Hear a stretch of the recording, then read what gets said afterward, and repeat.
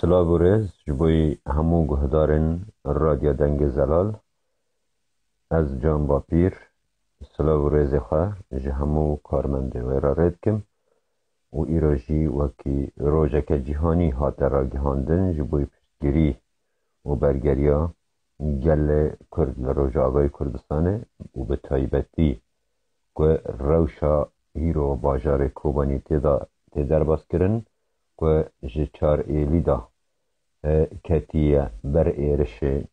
هیزن تارکی و تارستانه جه آلی داعش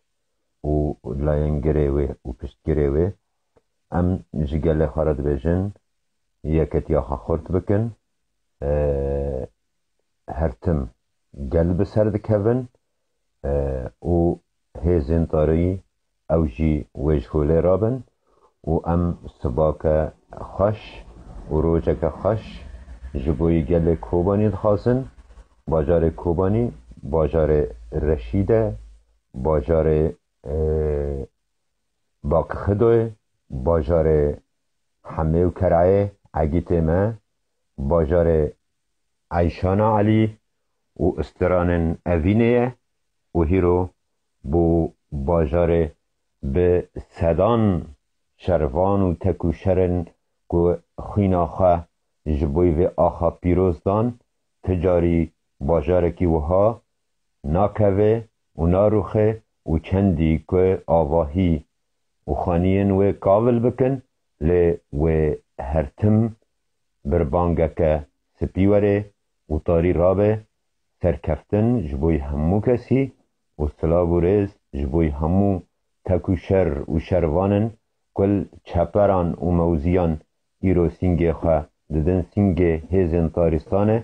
سلاوک تایبت جی جبوی وان و او لشکره نناس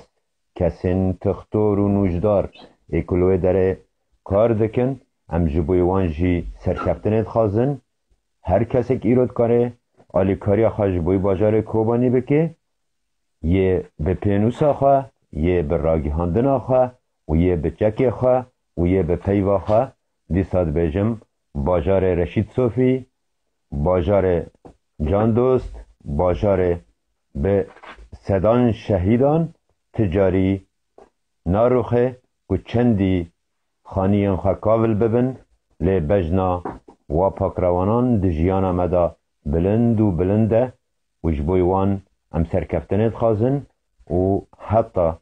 هر هیز و شیانه که دمده هبه ام بوران